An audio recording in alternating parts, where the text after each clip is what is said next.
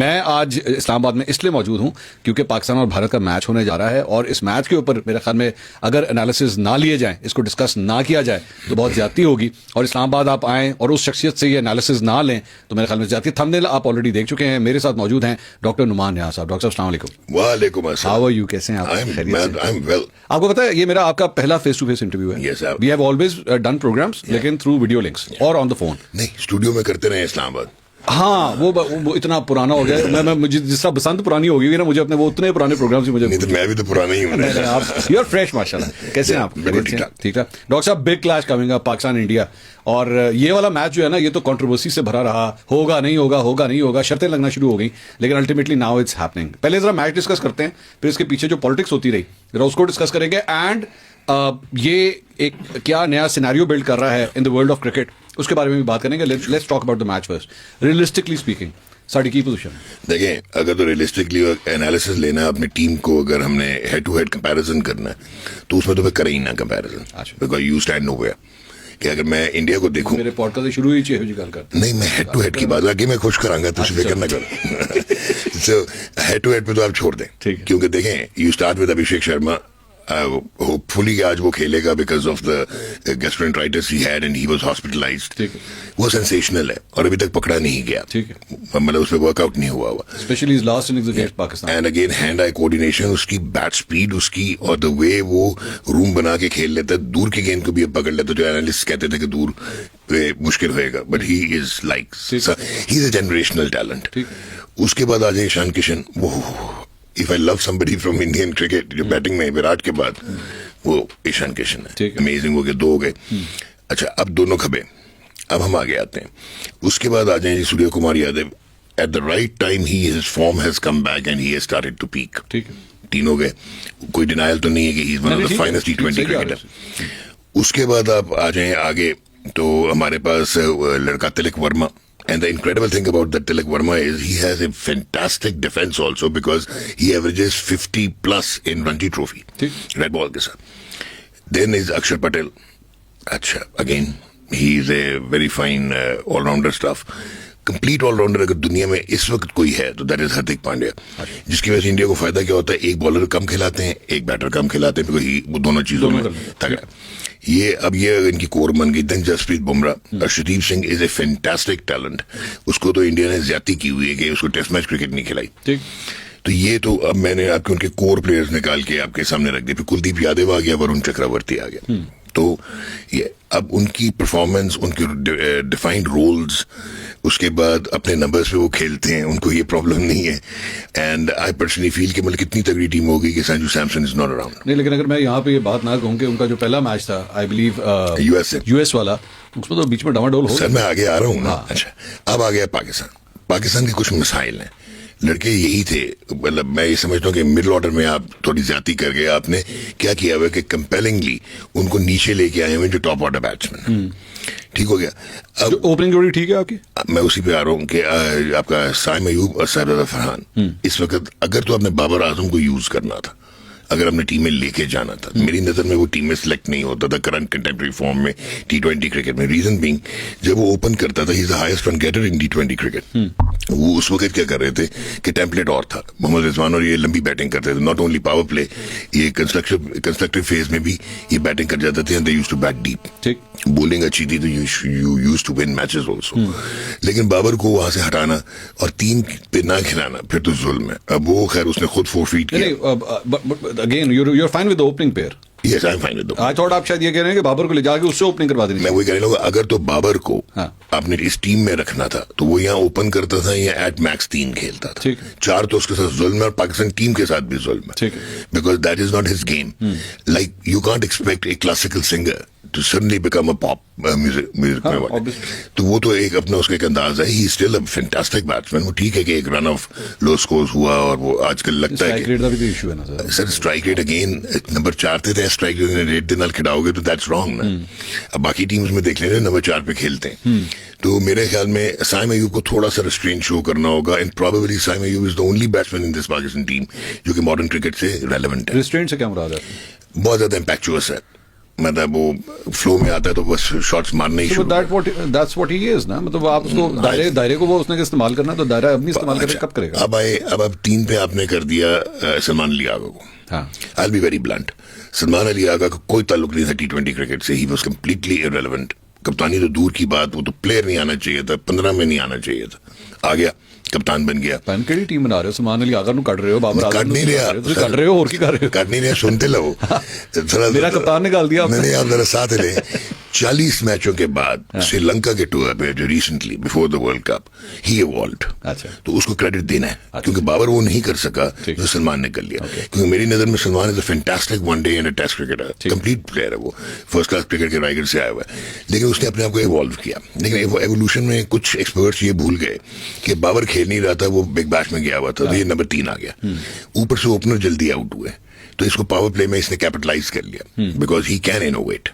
लेकिन क्या जब आपके ओपनर्स डीप खेलेंगे तो क्या ये नंबर 3 पे सलमान अली आगा उसी तरह उसी स्ट्राइक रेट से सक्सेसफुल होगा?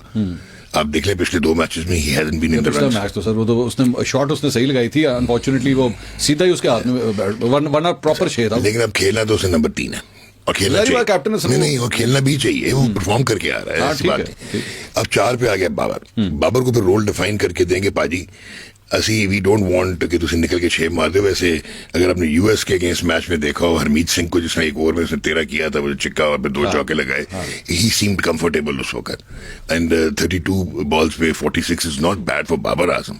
पर उसको आप रोल देंगे कि भाईजान एक साइड पे आप ये करते रहे, बट रोटेशनल स्ट्राइक भी चलाएं, जंप बाउंड्री में ले लें, but you are not suppose to hit massively, ठीक है ना।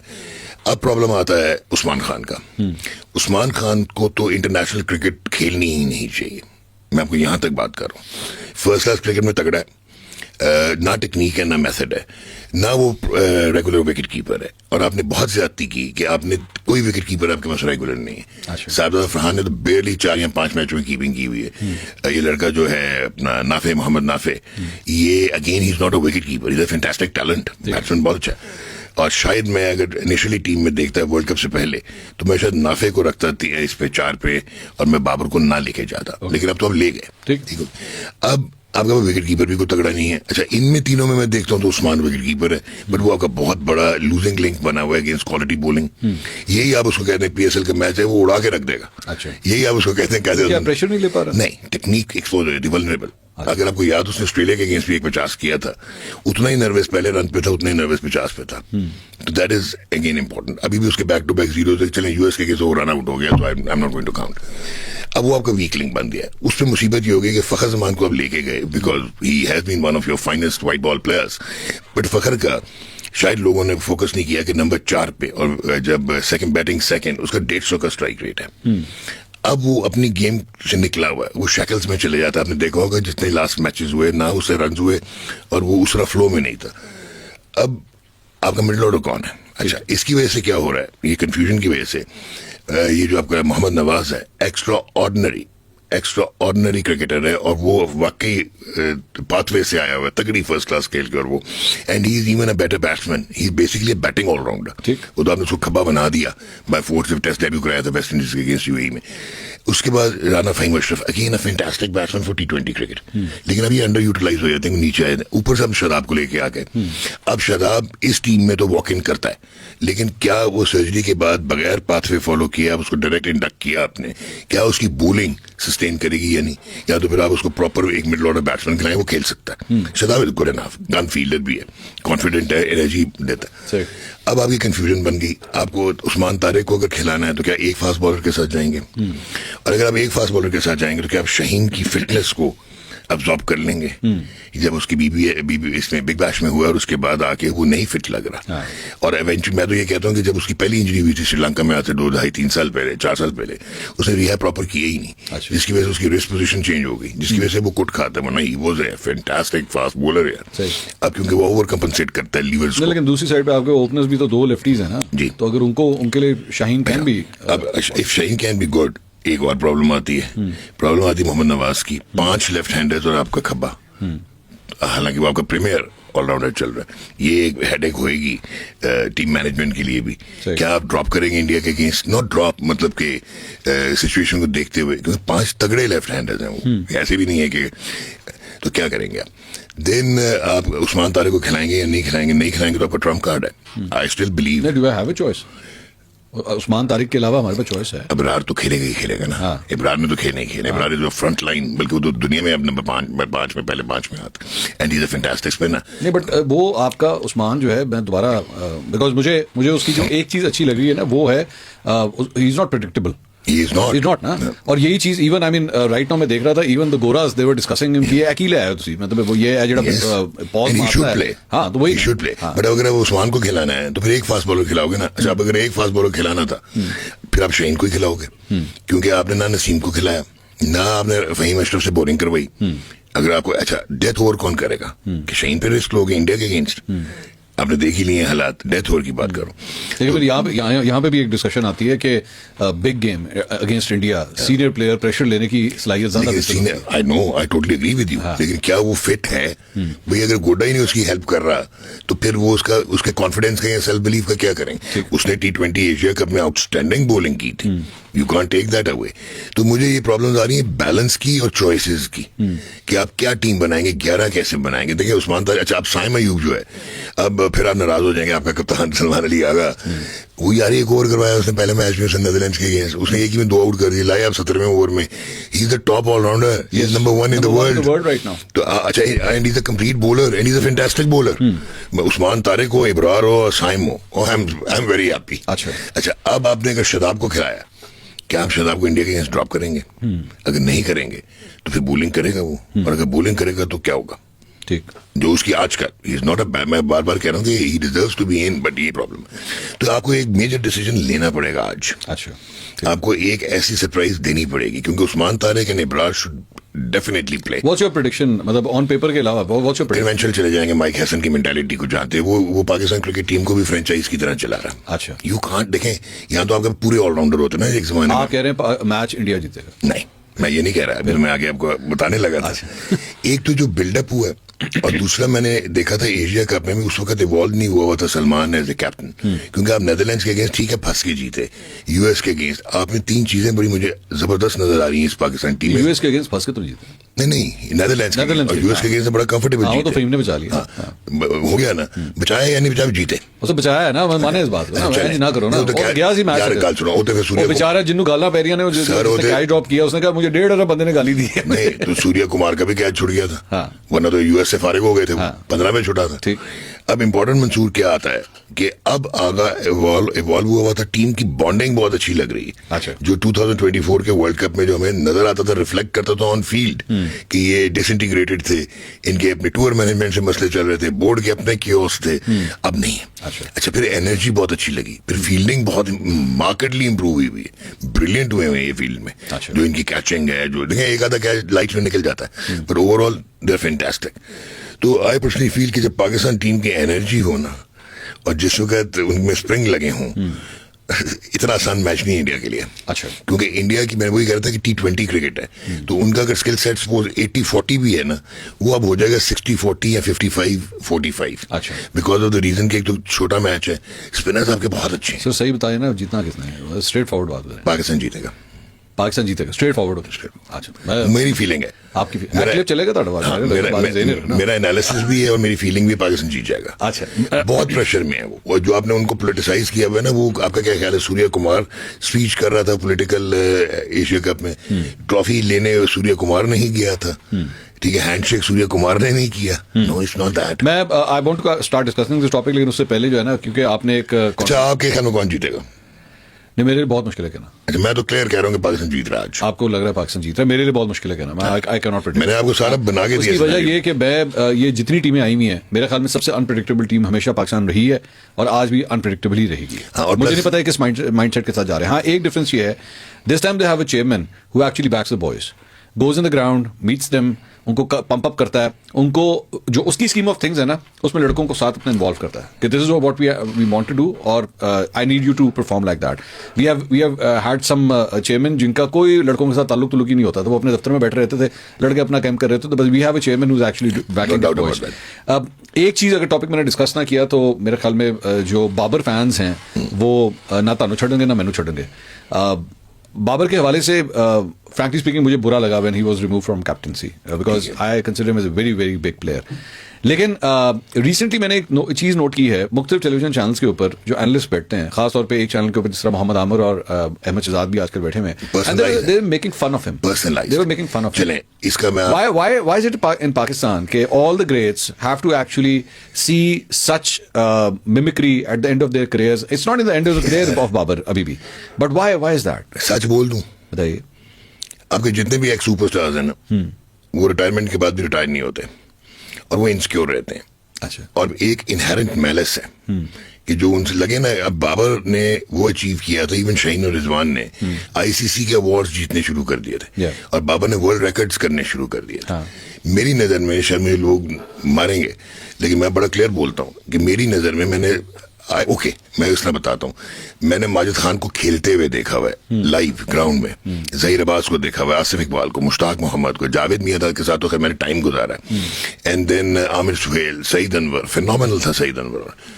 बाबर मेरी नज़र में जो जनरेशनल टैलेंट और जो इसकी क्रिकेटिंग क्लास थी, शायद कोई भी इसके करीब नहीं था. अच्छा. ये जितने मैंने नाम ले लिए, तो मेरी नज़र में हिस्ट्री का ये पाकिस्तान का बेस्ट बैट्समैन हो सकता था. What went wrong? बिकॉज एक इसकी पर्सनालिटी नहीं थी. ही is basically an introvert. Communication के इश्यूज थे. आपने उसको, क्रिकेटिंग स्किल तो बहुत ऊंची थी, आपने सरफराज को पॉलिटिकली मोटिवेटेड डिसीजन में हटाया. T20 से सरफराज नहीं हटता था, उसको तो एक्सेलेंट रैकेट था.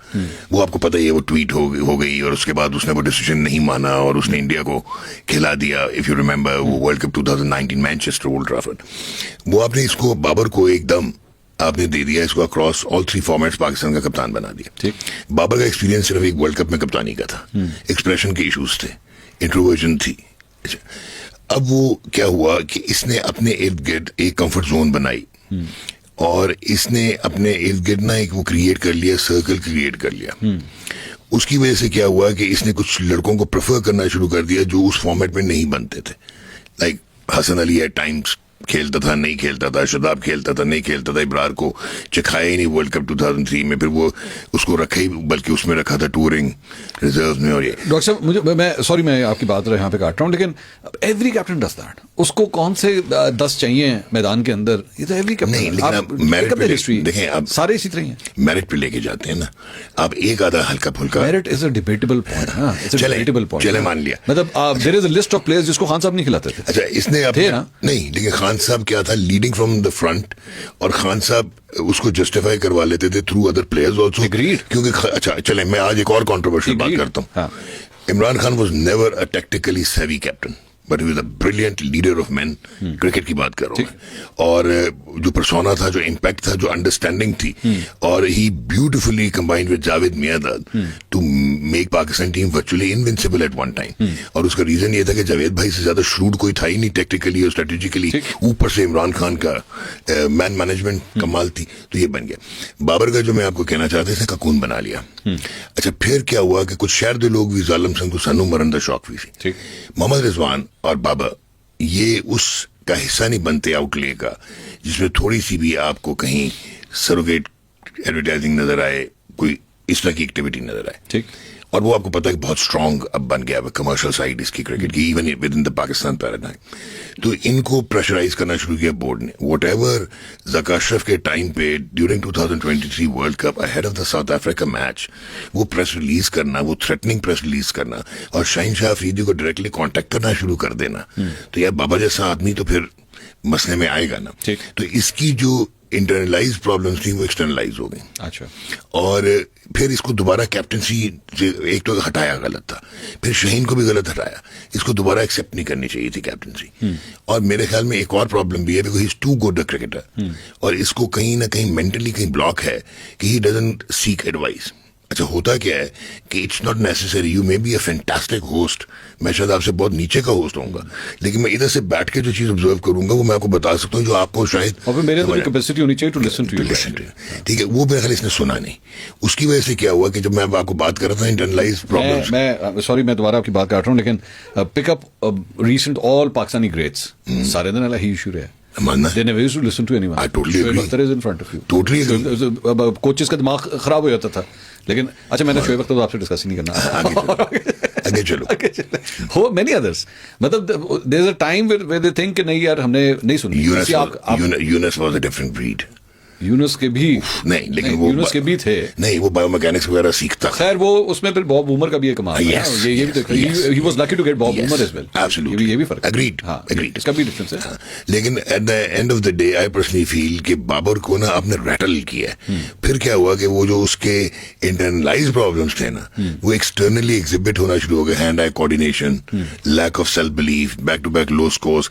अच्छा, फिर अभी मैं साफ कहूंगा कि बहुत सारे लोग जो है ना, cricketers with in the cricketing fraternity, वो नहीं चाहते कि उनका नाम से ऊपर कोई नाम चले जाए। ठीक है, और बाबर का जब वो आता है, एंटर रिटायर्ड, अच्छा। जब ये एंटर होता है, अभी भी देख लें, लाहौर में आप इसको एंट्री करें, लोग दुआ कर रहे होते तो ओपनर आउट हुए थे, बाबर आए। ऐसा ही है जैसे फैक्ट। वो अभी रिसेंटली हुए जो मैचेस हुए थे, उसमें जब इससे पहले का प्लेयर, जो भी प्लेयर आउट होता था, उसे तालियां बजनी शुरू हो जाती थी, लो जी बाबर इज कमिंग है। तो ये जो सारी चीजें हैं ना, ये फिर इसको और प्रॉब्लम में डाल गई। फिर क्या हुआ कि इसके रिफ्लेक्सेस का इश्यूज नहीं, मैं कहूंगा टेक्निक का इश्यूज नहीं, फिर आपने एक और बहुत बड़ी ज्यादती की। आपने इसको एकदम जब निकाला कि जी स्ट्राइक रेट चाहिए, अपना टेम्पलेट गलत है, मॉडर्न क्रिकेट खेलने हम जा रहे हैं। जब आप न्यूजीलैंड गए तो फेंटा लगा था आपको 4-1, जब हसन नवाज ने ऊपर 100 कर दिया था, एक बाकी शायद 3-0 थे। तो जो प्रॉब्लम आई वो ये आई कि यार आप किससे रिप्लेस कर रहे थे। ठीक, आज मैं बात करता हूं, अब भी ये बेस्ट बैट्समैन है इन हालात में भी अमंगस्ट, अगर मैं क्रिकेटिंग एनालिसिस करूं, साइम को मैं शायद अब थोड़ा सा वो देता हूं, साइम इज गुड। तो अब मुझे बताएं कि आपने स्ट्रक्चर्ड पावर हिटर्स थे आपके पास? नहीं, आपके स्लॉगर्स थे। क्या डिफेंस था उनका जिनको लेके आ रहे, वो किधर गए? अब तो समझ में तो PSL का कॉन्ट्रैक्ट नहीं लबंडे, कितनी ज्यादती है। इरफान नियाजी गायब हो गया, हसन नवाज को पहले आपने ऊपर खिलाया, फिर आपको 4 बेला उसने परफॉर्म किया, फिर थले लेके बार करता। हारिस को लेके आया उसको एज ए पिंच हिटर, उन्होंने तुसी बैटिंग ही नहीं कराई एक मैच में, यू नो दैट्स रिडिकुलस कि how could you do that.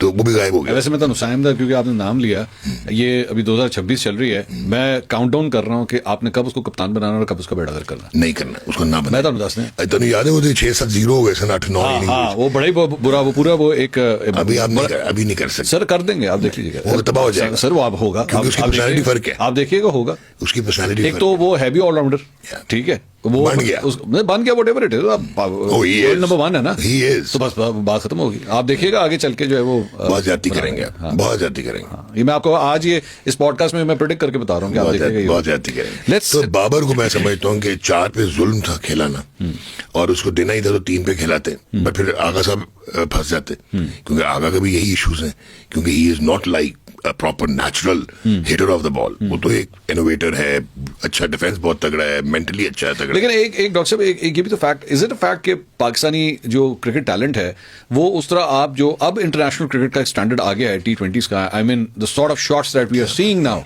मतलब आज से 15-20 साल पहले, आपने जारी बात है इतनी देर होगी क्रिकेट को कवर करते हुए, we had never even thought about these shots जो अब हम देखते हैं। बिग बैश, आप सिर्फ बिग बैश उठा के देख लें, आई मीन बिग बैश छोड़े आप, कल शर्फिन, कल कह रहा हूँ, ये जो लास्ट वीक था, वो जो शर्फिन रदरफोर्ड ने फेंटा लगाया जो इंग्लैंड को, उसमें शॉट्स देखे आप? मैं वही कह रहा हूँ ना, यू लैक ओवर देयर। अच्छा, व्हाई यू लैक?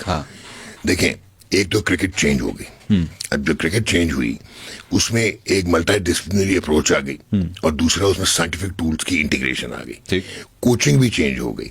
अब प्लेयर और कोच का डायरेक्ट रोल नहीं होता, अब एक बायोमैकेनिस्ट होता है, जितने भी डेवलप बोर्ड उनके पास है, वो एनालाइज करता है प्लेयर का एक्शन या जो भी प्रॉब्लम है, या बैटिंग में या स्विंग में, या फिर स्ट्रक्चर्ड पावर हिटिंग जो है उसकी एक टेक्निक है कि कोर कितनी स्ट्रांग है, कितने आपके कौन से मसल्स यूज होंगे, जैसे वो Heinrich Klaasen was the greatest example, David Miller is the greatest example. So आपने ना क्या किया, आपका रेजिस्टेंस टू चेंज था। अच्छा। क्योंकि आपके जितने भी बाबे चाचे जो कोचिंग में है ना, they are not scientific science savvy. अच्छा, तो आप ऑब्वियसली इनहेरेंटली इनसिक्योरिटी हो जाती कि यार मैं तो बाहर बाबे चाचे कोचिंग विच जेडे majority of the coaching staff गोरों की टीम है सारी। नहीं, गोरों की बात में पाकिस्तान टीम की बात नहीं कर रहा, नीचे वाली बात। अच्छा, नीचे डोमेस्टिक की बात कर रहे हैं। फिर आगे पाकिस्तान क्रिकेट बोर्ड में ये इश्यूज हैं कि अगर आप इस तरफ चले जाएंगे तो आप बहुत सारे आपके लोग ऐसे ऑफिसेस होल्ड कर रहे हैं जो उसके उन ऑफिसेस के साथ रेलेवेंट नहीं है। अच्छा, ये भी एक प्रॉब्लम आ गई। तो फिर रेजिस्टेंस टू चेंज आ गया, उसमें आप फंस गए उस विशेष साइकिल में। हुआ क्या कि अब लोग कहते हैं fitness is an old concept, वो standardize fitness is not required, now you talk about super fitness. Glenn Phillips जो है I think 5 feet 11 inches tall है, एंड ही 72 kgs, और वो 160 165 का वजन उठाता है, और उसको इन्होंने बायोमैकेनिकली फिनोमेना बनाया because he was a wicket keeper. इन्होंने कहा इसको एंगुलर पोजीशन में फील्डिंग करवाएंगे, उसकी कोर और बैक इतनी स्ट्रांग कर दी कि वो जॉन्टी रोड्स नहीं है, जॉन्टी रोड्स वो नेचुरल, ये हवा में स्टैटिक बैलेंस और इसका डायनामिक बैलेंस ब्रिलियंट अचीव कर लेता है। अच्छा। तो वो कैचेस कर लेता है। अब बात आप इस तरह करते हैं, फिर आपकी ये जो है क्रिकेट सेविनेस, ठीक है, वो अब साइंटिफिक है सारी। उसके बाद आपका ये जो मैचअप्स होते हैं नेशनल रियल टाइम डेटा पे, प्लेयर्स को भी समझ आनी चाहिए। यहाँ पे एक कमेंट जो है ना नीचे जरूर होगा, सर आपने ऑस्ट्रेलिया को अभी व्हाइट वॉश किया है, ठीक है सर, ये आप क्रेडिट नहीं ले सकते आप पाकिस्तान टीम से। केडी ऑस्ट्रेलिया ने सर इररिस्पेक्टिव अच्छा। आप एक और किताब लिखेंगे 2020 के डेकेड के ऊपर, उसके अंदर आप स्कोर कार्ड्स और ये सारा कुछ जब आप लिखेंगे कि लिखा जाएगा पाकिस्तान वर्सेस ऑस्ट्रेलिया, गल खत्म, तो व्हाइट वॉश। अच्छा, एनीवेज आप किन कंडीशंस में जीते, मैं जस्ट इनका क्रेडिट नहीं ले रहा सर। है की गाल हुई सर, किस बॉलिंग के साथ सर, है की गाल हुई, मतलब why do you take it away, why do you take it from, I am not taking anything away. ਅਸੀਂ ਕਿ ਅਸੀਂ ਆਸਟ੍ਰੇਲੀਆ ਨੂੰ ਭਾਈਆਂ ਤੁਸੀਂ ਐਡ ਭੇਜੋ। ਆਸਟ੍ਰੇਲੀਆ ਦਾ ਹਮੇਸ਼ਾ ਦਾ ਬਿਲਡ ਅਪ ਹੁੰਦਾ। Australia, what they do is they relax before it. Is it our fault? No, it's their fault. But अच्छा, चलें consistency आप मुझे बता दें क्या 1999 से till today you have never won, बल्कि 1996 से you have never won a test match in Australia. ठीक है, That's अलमिया है, इंडिया सीरीज जीता हुआ है, ठीक है, ठीक हो गया। ठीक। इसका मतलब है हमने प्रोग्रेस नहीं किया। नंबर वन, आपके प्लेयर्स का skill set, defence, power hitting, जो भी आप बात कर रहे थे, वो शॉट्स कहाँ से आती हैं? वो शॉट्स आती हैं, अब आपको पता है कि मल्टी डिसिप्लिनरी कोचिंग शुरू हो गई है। इसका भी एक डिफरेंस है ना। देखें, आपके पहली बात, मैं जरा बात लंबी हो जाएगी, श्रीलंकन टीम पे जो हमला होता है, ठीक है, उसकी वजह से आपकी टीम्स जो है वो यहाँ पे आना बंद करती हैं। आप जाके दुबई और शारजा में खेलते हैं। आपको मैं बीच में काट के कहूंगा कि 21 साल साउथ अफ्रीका बाहर रहता है इंटरनेशनल क्रिकेट से, ठीक है, ठीक हो गया, पार्थीड में, और उस दौरान वो स्पॉन्सर्स लाता है। तो जनरेशन चेंज हो गई, इंफ्रास्ट्रक्चर सर, उस जनरेशन ही चेंज हो गई, उस जनरेशन ने ही नेक्स्ट जनरेशन तैयार की थी। नहीं, ठीक है, एग्रीड है। और उनको तो अब्सर्ड रेन रूल ना होता तो वो तो फाइनल खेलते पाकिस्तान। मेरा सिर्फ कहने का मकसद ये है, आप ऑस्ट्रेलिया को व्हाइट वॉश करें, आप इररिलेवेंट हैं। गलत सुन लो, आप इंटरनेशनल क्रिकेट से इररिलेवेंट। सर किस तरह इररिलेवेंट? आप टेस्ट क्रिकेट में भी इररिलेवेंट हैं। नहीं, क्यों? आप वनडे क्रिकेट में भी इररिलेवेंट हैं। इस तरह ना करें आप, सर, आप इस तरह ना करें। सर, मैं देखिए मेरी बात सुने, मैं बता रहा हूँ, आपने ऑस्ट्रेलिया को व्हाइट वॉश मारा हो, ठीक है, आपके ख्याल में जेड़े भी वो 11 आए सन, 11 गोरे जो मैदान में उतरे थे, आपके ख्याल में ये फर्क ही नहीं पड़ता इससे? मेंटली इनको फर्क नहीं पड़ता यार, मैं 3-0 से मार के हटे हैं। सर ऑनेस्टली स्पीकिंग, आपकी प्रॉब्लम ही ये है लड़कों की कि with in during the match इस किस्म के जो शॉट्स लगते हैं, इनकी बॉडी लैंग्वेज देखें, बिकॉज आपकी एबिलिटी में वो शॉट्स नहीं है। आपके बॉलर्स अच्छे हैं क्योंकि बॉलिंग में अभी इतनी एवोल्यूशन नहीं आई हुई, आपके स्पिनर्स तगड़े हैं, बट बैटिंग में बहुत फर्क आ गया हुआ है, बहुत फर्क आ गया हुआ है। अब इंडिया जो है आपके सामने खड़ा नहीं हो सकता होता था, ठीक, एज ए फैक्ट, लेकिन उन्होंने 2007 के वर्ल्ड कप के बाद अपना इंफ्रास्ट्रक्चर डेवलप किया। अभी वो मुझे कोई बता रहा था, ऋषभ पंत। सर आपका इंफ्रास्ट्रक्चर ही आपको साइमन प्रोड्यूस करके दे रहा है ना। सर सुन लेना, दे रहा है ना, साहिबजादा फरहाना को प्रोड्यूस करके दे रहा है। सर नहीं, साहिबजादा को जब खिलाना चाहिए तब खिलाते ही नहीं थे, अनफॉर्चुनेट था। ये भी बेचारा बहुत रगड़ा खाया हुआ है। अभी आपको मैं बता देता हूँ कि ऋषभ पंत को अब उनके सेंटर ऑफ एक्सेलेंस में एज बॉट करवा रहे हैं, हाइपरबैरिक ऑक्सीजन उसकी ट्रेनिंग करवा रहे हैं, 3 टाइम मोर हैवियर ऑक्सीजन में चैम्बर में बंद करके, उसकी लंग कैपेसिटी, उसकी ये चीजें।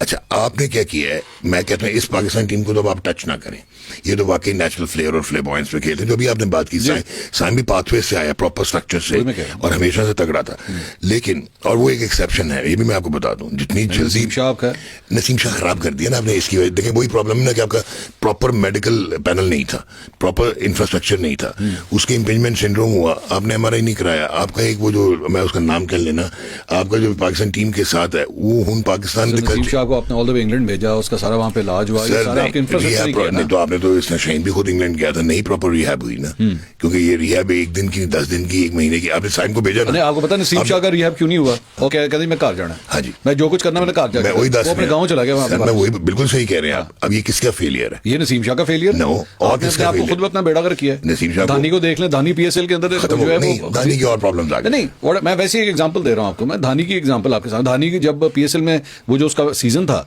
उसके बाद लोग कहते थे लो जनाब आ गया नेक्स्ट सुपरस्टार आ गया। कितने गया नेक्स्ट सुपरस्टार? क्योंकि धानी सुपरस्टार बन गया, स्टार बनने तो पहले, that was the problem, attitude problem. Sir ये पर्सनलाइज्ड प्रॉब्लम्स है ना। नहीं, लेकिन इसमें पीसीबी क्या कर रहे हैं आपके? सर बात सुने, आपका क्या ख्याल है कि इंडिया में या ऑस्ट्रेलिया में या इंग्लैंड में सारे एक जैसे होते हैं? नहीं होते ना, हर बंदे की पर्सनालिटी फर्क होती है।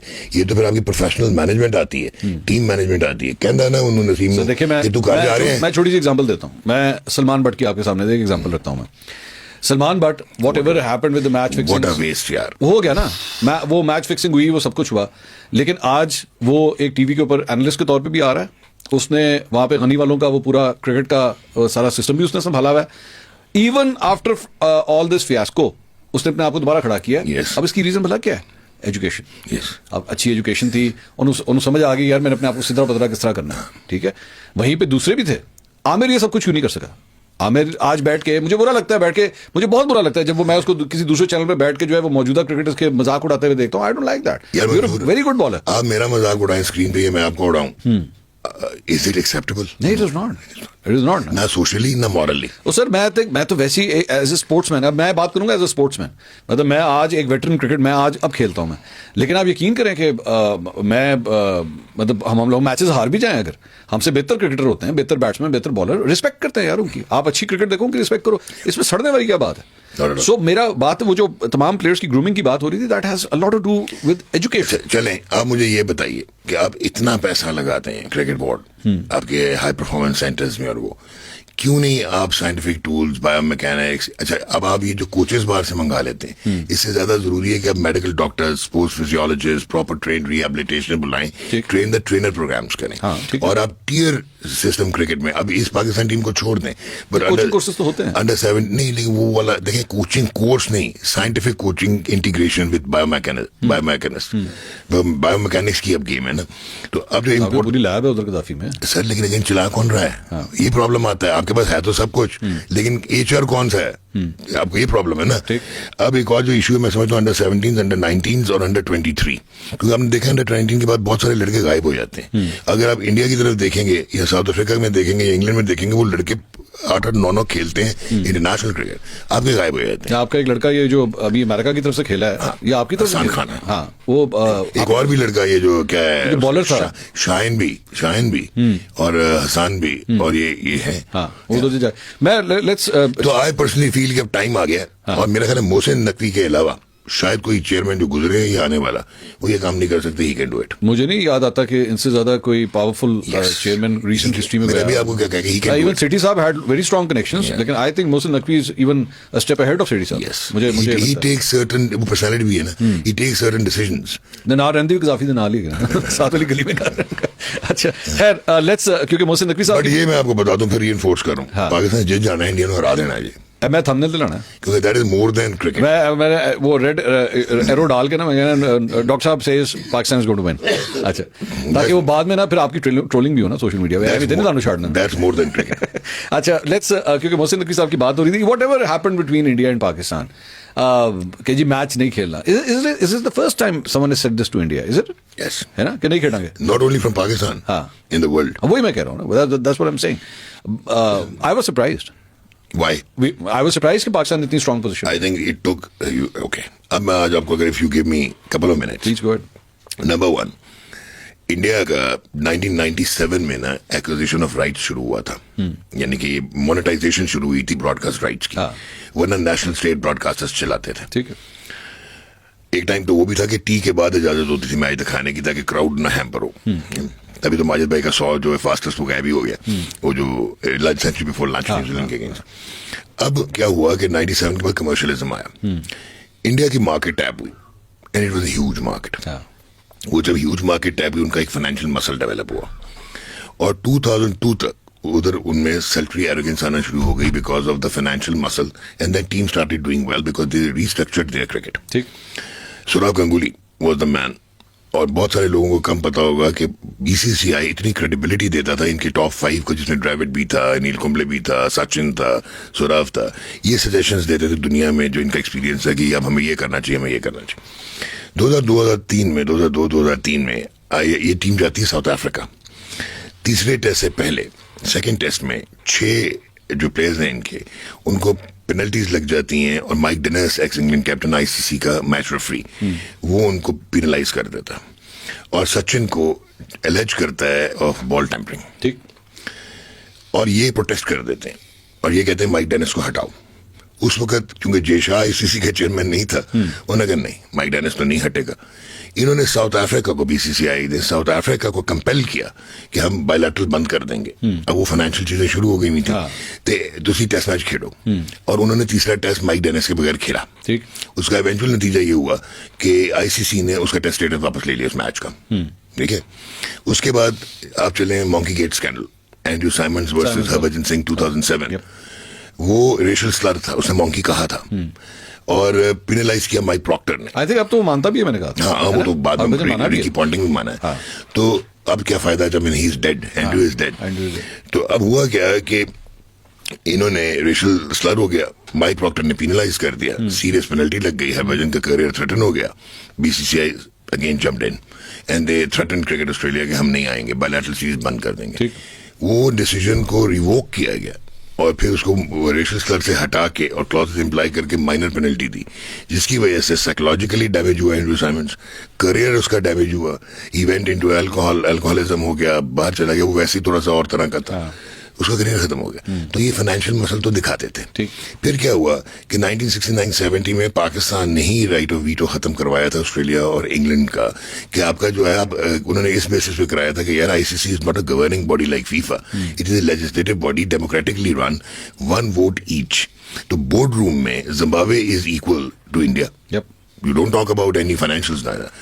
तो इसलिए राइट ऑफ वीटो खत्म हुआ था। अब अनफॉर्चुनेटली क्या हुआ कि जब आपकी एक्सट्रीमिस्ट की गवर्नमेंट आई बीजेपी की, तो वो एक टेल वैगर्स तो बन गए हुए थे, इंग्लैंड, ऑस्ट्रेलिया, बिग थ्री की बात होती थी, वो चला नहीं। इवन पाकिस्तान ने भी साइन किया था कि इनको बिग थ्री हो जाए तो हमारे लिए आप बायलैटरल सीरीज अरेंज कर देंगे बिटवीन इंडिया एंड पाकिस्तान। अच्छा, फिर ये आपका साउथ अफ्रीका और ये सारे ये बन गए इनके टेल वैगर्स। ठीक है, अब इन्होंने एक्सेप्ट कर लिया हेगेमोनिक प्रेजेंस ऑफ इंडिया। ठीक, और उसके बाद क्या होता है मंसूर, कि जो कि एक आयरॉनिक चीज थी कि जो 5 टेस्ट प्लेइंग नेशंस हैं इन एशिया, उसमें श्रीलंका और अफगानिस्तान वो तो वर्चुअल लैपडॉग्स बन गए बीसीसीआई के। ठीक है, बांग्लादेश न्यूट्रल रहा, पाकिस्तान स्पोर्ट्समैन लाइक न्यूट्रल रहा। अब जब ये पॉलिटिसाइज करना इन्होंने शुरू किया ना, वो बहुत बड़ी ज्यादती हुई। और अच्छा, अब होता क्या है, उनको पता था, आईसीसी को पता था, लेकिन हम सब सर्विएंट ही रह रहे थे और हमने कभी मुतक्का नहीं लगाया था कि जो आईसीसी का कंप्लीट इकोसिस्टम है, फाइनेंशियल इकोसिस्टम, इकोनॉमिक इकोसिस्टम, वो पाकिस्तान के बगैर नहीं चल सकता। नहीं चल सकता, इट्स अ रियलिटी। अब आप इसको कंफ्यूज, रियलिटी और ओपिनियन, इट्स अ रियलिटी। मैं तो आपको प्रूव करके दूंगा। अब वो इट्स अ रियलिटी, उसका एक रीजन ये है कि आप क्रिकेटिंग पेडिग्री ना देखें, आजकल आप नीचे हैं, आप एवरेज टीम है, नंबर 7 की टीम है, तो आप वो छोड़ दें, India is number 1, number 2, whatever. लेकिन हकीकत ये है कि 62% of the revenue, total revenue जो है आईसीसी का टूर्नामेंट्स का, वो इंडिया पाकिस्तान के मैच से आता। सिर्फ एक मैच से। यहां तक मंसूर कि you will be shock to know कि progressively since 2017 ICC Champions Trophy 2017 में 400 मिलियन लोगों ने, कंज्यूमर्स ने डिजिटल प्लस ब्रॉडकास्ट देखा और $12,000 का 10 सेकंड का स्लॉट था। फिर आ गया आईसीसी वर्ल्ड कप 2021, $20,000 का 10 सेकंड का स्लॉट हो गया इंडिया पाकिस्तान का, और 175 मिलियन लोगों ने ब्रॉडकास्ट देखा सिर्फ, और 15.9 बिलियन व्यू मीट्रिक्स थे। ठीक है, view metrics 15.9 billion for that match. अब आ गया जो 22 ऑस्ट्रेलिया वाला, इंडिया पाकिस्तान, वो $25,000 का 10 सेकंड स्लॉट हो गया और 265 मिलियन ने देखा अपना वो ब्रॉडकास्ट पे और 222 मिलियन ने वो देखा डिजिटल पे।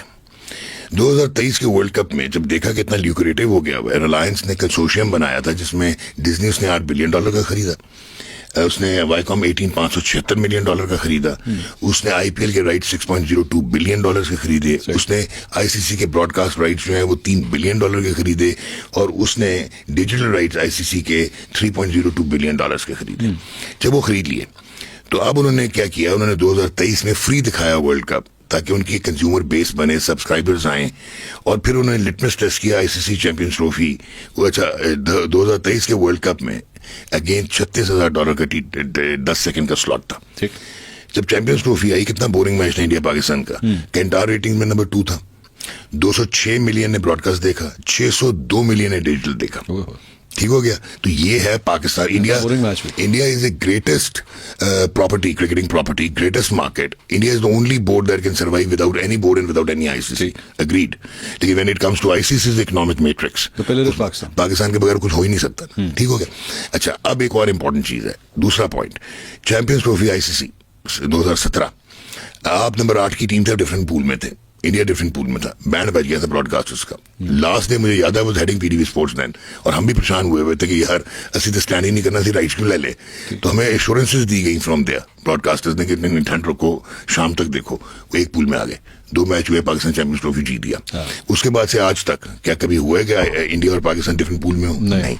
अच्छा, Asia cup, very quickly, Asia cup जो है 2025 वाला, पाकिस्तान ने इंडेमनिटी साइन कर ली हुई थी, मोहसिन नकवी ने दिखा दिया हुआ था अपना मसल, आपको अगर याद हो। और इसी क्रिकेट बोर्ड ने, ये जो आईसीसी का बोर्ड है जिसने बांग्लादेश को 14-2 किया, उसने पाकिस्तान का अप्रूव किया था कि if India is not going to come to Pakistan, Pakistan is not going to India. Indemnity दी हुई है 2028 तक। ठीक हो गया। अब वो क्यों दी हुई है? क्योंकि उनको पता है कि ICC can not survive with the India Pakistan marquee events. तो एशिया कप जब आया तो इंडेमनिटी थी पाकिस्तान के पास, हमने कहा हम तो इंडिया नहीं जा रहे। अच्छा, अब इंडिया होस्ट था, इंडिया ने क्या किया, as usual politically backed and अपना एग्रेशन और वही हॉस्टेज बनाया हुआ जो माचो बने हुए जगरनॉट्स, उन्होंने कहा जी ये टूर्नामेंट ही पोस्टपोन करो। अब एशिया में एसीसी में उनके साथ एक जाती होगी रोटेशन में, वो आ गई पाकिस्तान के पास, उसकी चेयर मोहसिन नकवी साहब चेयर बन गए। फिर दूसरा क्या हुआ, उन्होंने एक और काम किया, उन्होंने कहा यार 3-2 कर देंगे ना, इंडिया खुद बांग्लादेश अपने ये श्रीलंका एंड अफगानिस्तान, तो वो वीटो हो जाएगा, 5 टेस्ट लेंगे ना तो 3-2 हो जाएगा। ये डिसाइड हो गया कि ये होगा। उन्होंने, अगर आपको याद हो, एजीएम भी अटेंड करने से इनकार कर दिया था। ठीक है। फिर जगह क्या हुआ था, एक ही रात में इंडिया ने जूम पे ज्वाइन कर लिया, अफगानिस्तान पहुंच गया, ढाका। ये क्या हुआ? ये हुआ कि ब्रॉडकास्टर्स ने कहा, ये सोनी पिक्चर्स नेटवर्क इंडिया ने $170 मिलियन के एशिया कप राइट्स लिए थे, 10 times more than the previous cycle. उनको समझ आ गई बेसिकली कि पाकिस्तान की इक्वेशन के बगैर। अभी और आपको एक और बड़ा पॉइंट बताने लगा।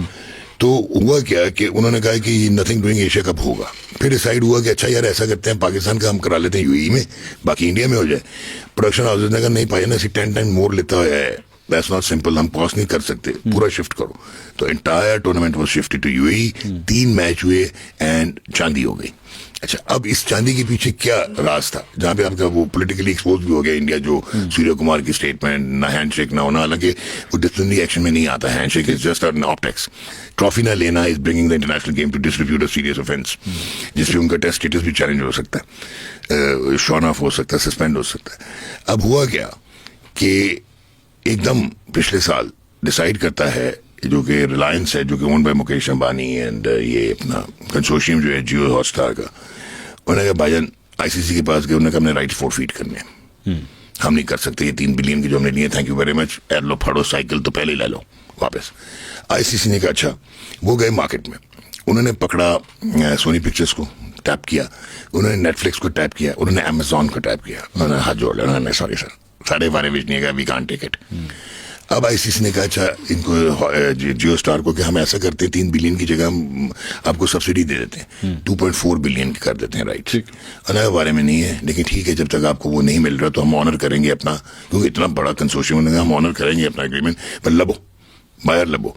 क्या वजह हुई पता आपको? इंडियन सुप्रीम कोर्ट ने गेमिंग एप्स बैन कर दी इंडिया में, और जो ड्रीम 11 था, जो इनका टाइटल स्पॉन्सर भी था इंडिया का, वो $750 मिलियन का आउटले दे रहा था। कोई स्पॉन्सर नहीं देगा इतना बड़ा, क्यों? क्योंकि गेमिंग एप्स थी, सरोगेट बैंड इन इंडिया, तो इनका $750 मिलियन पे कैलकुलेट हुआ था 3 बिलियन। वो जब निकल गया, थैंक यू वेरी मच, ऐसे ही करना, बाकी भी इसीलिए नहीं आ रहे थे। आईसीसी, अगर ये इंडिया पाकिस्तान का मैच ना हो, मार्की इवेंट, ये 62% रेवेन्यू आता है, आईसीसी को 2027 के बाद बायर नहीं मिलना ब्रॉडकास्ट राइट्स का, जब तक आप इसको वो नहीं करेंगे। अच्छा, अब एक और चीज आपको बताऊं, पाकिस्तान को कोई कहने की जरूरत नहीं कि बायलैटरल सीरीज होनी चाहिए, क्योंकि वो वैसे भी आईसीसी के एम्बेट में नहीं है, वो इंडिया और पाकिस्तान ने खुद बायलैटरली डिसाइड करना है। इवन टेस्ट चैंपियनशिप को भी बायलैटरल सीरीज है वो बेसिकली आईसीसी की जो है। ब्रॉडकास्टर अब कहेगा उस $750 मिलियन को देख के, और अगर आपने राइट्स लेके कि इंडिया पाकिस्तान कराओ, समझ गए आप, क्योंकि मार्की इवेंट यही बनता है। 250 मिलियन आपका व्यूअर, 170 मिलियन बांग्लादेश का व्यूअर, और आगे आ जाए तो ये 1.3 बिलियन इंडिया का व्यूअरशिप। तो बाकी तो बेचारे वो चाहे वर्ल्ड कप जीते हो। सो बेसिकली जो भी ये मूव हुई, ये पॉलिटिकली बिल्कुल करेक्ट मूव थी, बांग्लादेश के साथ अपने आप को अटैच करना, व्यूशिप को फोकस करना, this was a correct move. And it was not only about cricket. It was not only about standing in solidarity with Bangladesh on a cricket field. एक तो ब्लंडर करके बीजेपी की गवर्नमेंट जो उन्होंने compel किया BCCI को, जो आगे उन्होंने फोर्स किया केकेआर को कि मुस्तफिजुर रहमान को हटा दो. वो तो यहाँ उनके तो कुछ लीडर्स हैं, जो जय शाह के वालिद साहब हैं, जो होम मिनिस्टर हैं अमित शाह, वो तो जो इंडियन बंगालीज हैं उनको भी घुसपैठिया कहते हैं.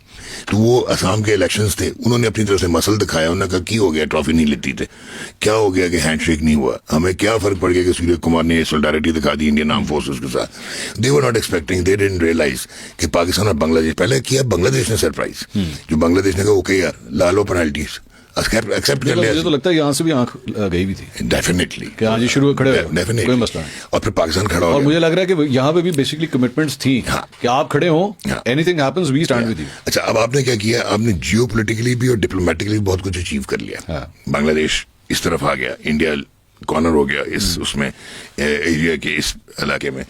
तो ये तो आपने, इट्स नॉट ओनली कि आप क्रिकेट में अचीव किया. अच्छा, आपने क्रिकेट में क्या अचीव किया? आपने तो कुछ मांगा ही नहीं अपने लिए, झूठा है ये सारा. मैं आपको अंदर का हाल बता देता हूँ, मीटिंग्स का. बताइए. अब आईसीसी के हाथ पैर फूले.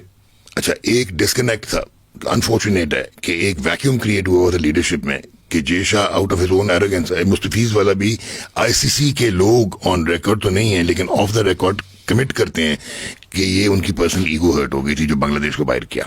अच्छा, उन्होंने डिफरेंट बोर्ड्स को भी फोन किया कि वोट नहीं करना, इनको निकालो, स्कॉटलैंड को लेके आते हैं.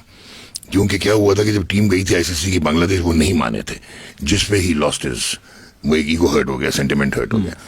अब क्या हुआ कि उसने कनेक्ट नहीं किया अब चेयरमैन पीसीबी से, ना जय शाह ने, ना संजोग गुप्ता ने जो सीईओ हैं. ठीक हो गया. अब जब उन्होंने नहीं किया तो ये एक वैक्यूम था. तो इमरान ख्वाजा जो कि नेक्स्ट आईसीसी चेयर होना चाहिए, चाहे 3 साल के बाद या 6 साल के बाद, सिंगापुर का ब्रिलियंट लॉयर, इंटरिम रहा भी हुआ आईसीसी की चेयर, वेरी वेल रिस्पेक्टेड. उनको फिर उन्होंने कहा पाजी उन कुछ करो, India Pakistan we can't afford.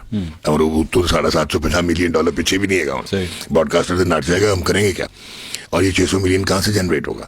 अच्छा, वो 600 मिलियन में भी जो पाकिस्तान का शेयर है वो ज्यादती एक्सेप्ट करते रहे यहाँ पहले. अच्छा, आपका ब्रांड इक्विटी के मुताबिक 23.3% होना चाहिए. और चलो वो ना भी माने तो 7, 7.5, 8% तो हो ना, ताकि आपको कोई कंपनसेशन मिले. इंडिया जो है वो 38.5% लेके जाता है, $230 मिलियन, $31 मिलियन. अब वो आ गए आपके इमरान ख्वाजा साहब आ गए साथ, वो जो एमिरेट्स का है वो इनका आजकल डायरेक्टर आईसीसी का एसोसिएट्स का, वो आ गए. और फिर जनाब बातचीत शुरू हुई, आपने बुला लिया अमीनुल इस्लाम बुलबुल को, और उसने इंडिया के खिलाफ डेब्यू भी 100 किया हुआ, बड़ा ठोका लगाया हुआ. वो आपने उनको बुला लिया. वो जब आ गए तो इनका स्नॉबिश एटीट्यूड था कि उन्होंने एम्पावर नहीं किया हुआ था इमरान ख्वाजा को जय शाह ने. यहाँ को अंदर की बात बता रहा हूँ. अच्छा, तो इन्होंने तो ये जो 3.5 घंटे का पहला प्री डिनर मीटिंग हुई थी ना संडे के दिन, तो उस दिन कोई बात नहीं बन रही थी. तो फिर नकवी साहब ने कहा यार अगर आपने मानना ही नहीं, ये जो हमारी तो सिर्फ बांग्लादेशी की रिक्वेस्ट है ना, ठीक, हमने तो यही कहा है ना कि इनकी पेनलाइज ना करो, इनको पेनल्टी फाइनेंशियल ना लगाओ, इनकी कटौती ना करो आईसीसी ग्रांट की, इनको कोई एक आधा कंपनसेटरी टूर्नामेंट दो जो कि सिविल राइट्स की वजह से नहीं हुआ, जिम्बाब्वे मूव हो गया था अंडर-19 का वर्ल्ड कप. हम तो यही मांग रहे हैं ना, और हम ये मांग रहे हैं कि इक्विटी की बेसिस पे होना चाहिए ना, सारे मेंबर्स इक्वल हैं. आपने कैसे एसोसिएट को ले आए और आपने फुल मेंबर को बाहर कर दिया. उन्होंने कहा ठीक है फिर बंद करो, चलो खाना खाओ तो जाओ. फिर ही went out and he talk to Jay Shah and he said मैंने एम्पावर थे कर, मैं कोई एग्री करांगा तो आगे गेम चलेगी ना, वो तो नहीं मान रहे. एंड देन यू नो कि एक तो इकट्ठे मीटिंग हुई ना, सारे स्टेक होल्डर्स थे. एक पर्सनल मीटिंग भी हुई जिसमें चेयरमैन पीसीबी थे और साथ इमरान. अच्छा, अब उसमें जो है ना ये डिसाइड हो गया आपके सारे डिसीजंस.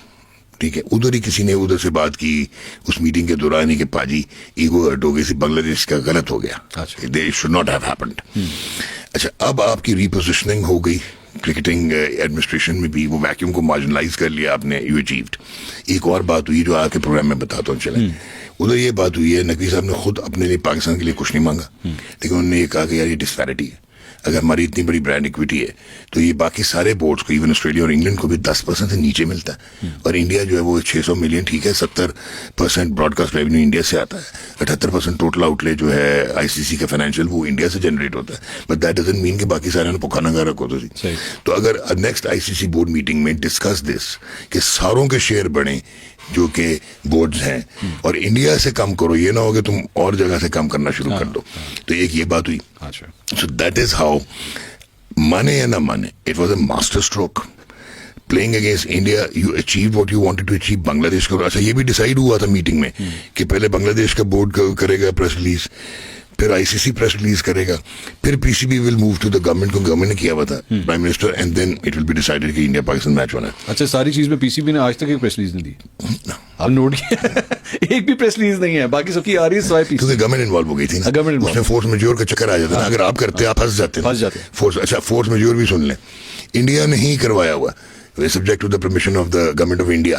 तो वो फोर्स मेजोर पहले होता था पाकिस्तान, हाँ, that was clause 12 of the member participation agreement MPA, जो ये कहता है कि natural act of war, terrorism या कैटास्ट्रोफी को नेचुरल, तो उसमें फोर्स मेजोर आता है। लेकिन साथ लिखा हुआ है कि गवर्नमेंट का डिसीजन भी फोर्स मेजोर के जुमरे में आएगा। तो अगर आप ना भी खेलते, उनका इकोनॉमिक डिजास्टर तो होता आपका वो मैक्सिमम क्या करते हैं, आपको पेनल्टी लगाते हैं, फाइनेंशियल पेनल्टीज लगाते हैं, आपकी सस्पेंशन करते, आप जाते हैं डिस्प्यूट रेजोल्यूशन कमेटी में, चले वहां पे भी आईसीसी की है, वो है न्यूट्रल माइकल बेलॉफ की, वहां पे भी आपको कोई लिफ्ट ना कराता। इंटरनेशनल कोर्ट ऑफ आर्बिट्रेशन में तब उजाड़ के रख देते, आप इतने स्ट्रॉन्ग थे इस बार। So that was not that simple. अब इंडिया के मीडिया की हिस्टोरिकल रिस्पॉन्सेज सेंसलेस चीजें ना देखें, it's all about cricket economics and Pakistan. Of course, India is the strongest property, cricketing property. ठीक है, high on cricketing pedigree, but ICC cannot function. Its economic systems can't function without Pakistan for now. ठीक. आगे की होता है, we don't know. Thank you doctor Numan Yasir, thank you so much, wonderful talking to you. And मेरा इस्लामाबाद का trip जो है ना, आपने मजा करा दिया, बहुत शुक्रिया। नाज़रीन, डॉक्टर साहब has predicted it is going to be Pakistan, और मैंने इनको जो है ना पूरी तरह जिसे कहते हैं ना ट्रोल करना है अगर पाकिस्तान ना जीता तो, बिकॉज ऑब्वियसली मैं इनके एनालिसिस की रिस्पेक्ट करता हूँ। I have been an avid follower, he is a big brother, he is a friend as well, and obviously old Aitchisonian as well, हमारा वो वाला कनेक्शन भी है। So let's hope for the best, और इंशाल्लाह Pakistan of the field कुछ बड़ी brilliant moves उन्होंने किए, but now the time is to actually perform on the field. तमाम पाकिस्तानियों की नजरें जो हैं वो क्रिकेट के मैदान की तरफ होंगी। Best of luck to the boys in green, and I hope they win this time. इंशाल्लाह अगली वीडियो में आपसे दोबारा मुलाकात होगी। अल्लाह हाफिज।